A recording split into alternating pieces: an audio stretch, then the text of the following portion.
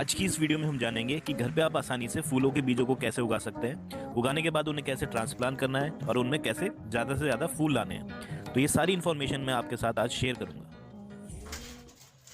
बीजों को अच्छे से उगाने के लिए जो हमें सॉइल मिक्स लेनी है उसमें हम 70% कोकोपीट लेंगे। कोकोपीट नारियल के छिलके जो होते हैं उन्हें पाउडर फॉर्म में कन्वर्ट करके बनाया जाता है। और 30% हमें सड़ी हुई गोबर की खाद लेनी है। आप वर्मी कंपोस्ट भी ले सकते हैं, वर्मी कंपोस्ट पहले से ही पाउडर फॉर्म में होती है तो आसानी रहेगी आपको। इसके अलावा हम 1 टेबल स्पून फंगीसाइड पाउडर लेंगे। फंगीसाइड पाउडर आप कोई भी ले सकते हैं जो आसानी से आपको मार्केट में मिल जाए। इससे जो हमारे सीडलिंग में फंगस नहीं आएगा। हम इन्हें यूज़ करने से पहले अच्छे से मिला लेंगे। सीडलिंग या पॉट तैयार करने के लिए हमें एक कंटेनर लेना है, एक पॉट लेना है। वो कम से कम 5 से 6 इंच गहरा होना चाहिए और उसमें नीचे ड्रेनेज के लिए होल होने चाहिए। पॉट को हम सॉइल मिक्स से अच्छे से फिल कर लेंगे।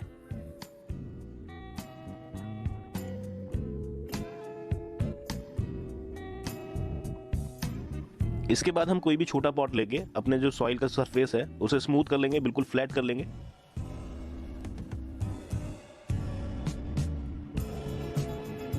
ये देखिए हमारी सॉइल का सरफेस बिल्कुल स्मूथ हो गया है। अब हम इसे थोड़ा सा गीला कर लेंगे, थोड़ा सा इस पे पानी छिड़क देंगे।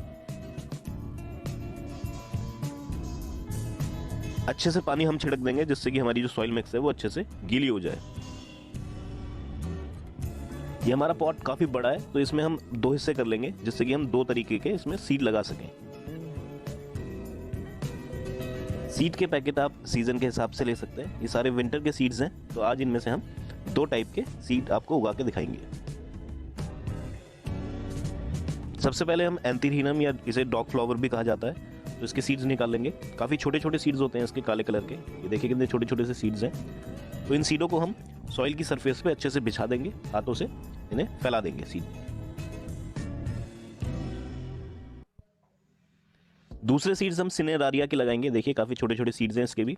तो हम सॉइल पे अच्छे से बिछा देंगे सीड्स को। बस आपको ये देखना है कि एक जगह सीड्स इकट्ठे ना हो जाएं।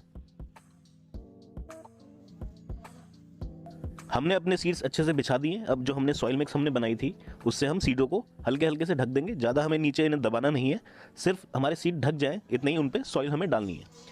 हम अक्सर क्या करते हैं कि सीडों को काफ़ी नीचे दबा देते हैं तो उससे जर्मिनेशन रेट हमें बेकार मिलती है। अब हल्के से उन्हें बिल्कुल थोड़ा सा मतलब सीड कवर हो जाए, हमें दिखे ना, उतना ही उस पर सॉइल डालेंगे तो हमें जर्मिनेशन रेट काफ़ी अच्छी मिलेगी। सीड्स को अच्छे से ढकने के बाद हम सॉइल को हल्के हाथों से दबा देंगे। इससे हमारे सीड्स इधर उधर नहीं जाएंगे जब हम इनमें वाटर देंगे।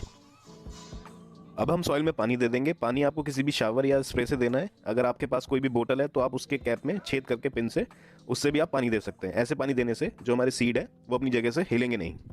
अच्छे से पानी देने के बाद हमें पॉट को एक ऐसी जगह रखना है जहाँ पे फुल सनलाइट आए। विंटर में हमें फुल सनलाइट में रखना है पॉट को, और जब भी हमारी सॉइल ड्राई होने लगे तभी आपको इसमें और वाटर ऐड करना है।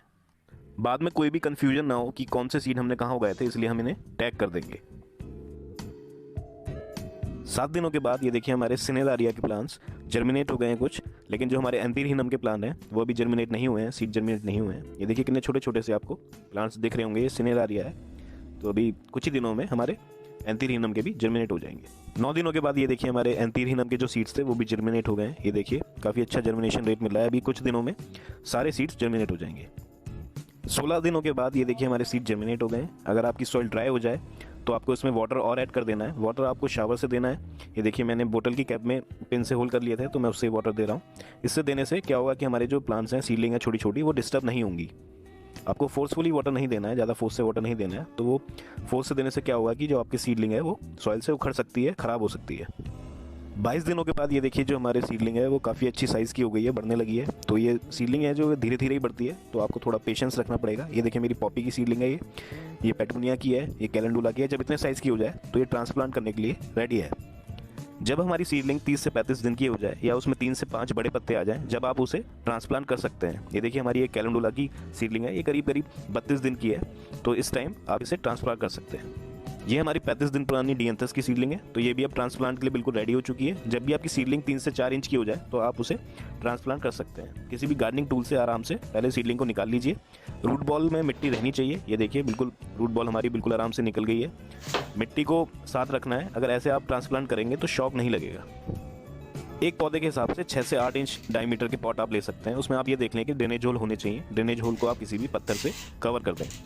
मिट्टी के मिक्स के लिए हमें 70% घर की मिट्टी लेनी है, जो आपके गार्डन में जो मिट्टी होती है वो लेनी है, और 30% आप गोबर की खाद या वर्मी कंपोस्ट ले सकते हैं। सारे गमलों में मिट्टी अच्छे से भर लेंगे। ऊपर हमें 1 से 1.5 इंच का गैप छोड़ना है, जिससे कि वाटरिंग अच्छे से हो पाए।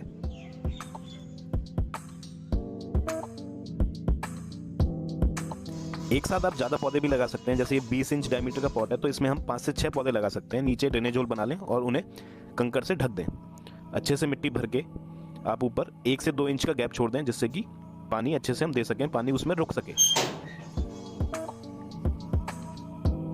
6 से 7 इंच के जो गमले हैं उसमें हम एक एक पौधा लगाएंगे। मिट्टी में हमें 3 से 4 इंच गहरा गड्ढा बना देना है, बीच में बनाए, और उसमें जो रूट बॉल है उसमें डाल के मिट्टी से हमें ढक देना है और अच्छे से दबा देना है, जिससे कि हमारा पौधा सीधा खड़ा हो सके। ये देखिए, ऐसे ही हम अपने सारे पौधों को लगा लेंगे। बीच में गड्ढा बना के उसमें रूट बॉल डाल के अच्छे से मिट्टी से कवर कर देंगे, जिससे कि हमारा पौधा बिल्कुल सीधा खड़ा रहे, गिरे विरे ना हो।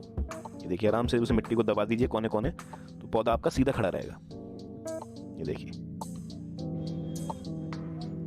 बड़े गमलों में आप एक साथ 5 से 6 पौधे लगा सकते हैं। देखिए, हम बीच में लगा रहे हैं पहले, उसके बाद फिर हम साइड साइड में लगा देंगे।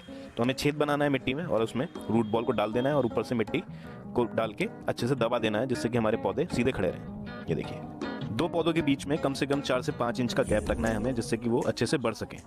ऐसे ही हम सारे पौधों को पॉट में आराम से लगा देंगे। ये देखिए, छोटा सा एक छेद बनाना है, उसमें रूट बॉल को फिट करके आपको सॉइल से उसे अच्छे से कवर कर देना है और थोड़ा सा दबा देना है, जिससे कि हमारा पौधा खड़ा रहे।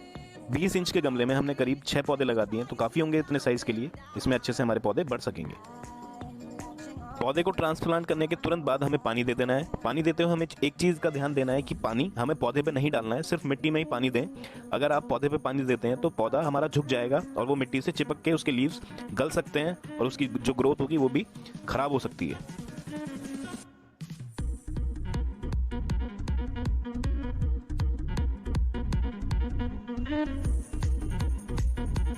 ट्रांसप्लांट करने के 20 से 25 दिन के बाद ये देखिए, हमारे कैलेंडुला के प्लांट्स है जो हमने सिंगल पॉट में लगाए थे। देखिए कितने सारे उसमें बर्ड्स बन गए हैं और फ्लावरिंग कितनी अच्छे से हो रही है।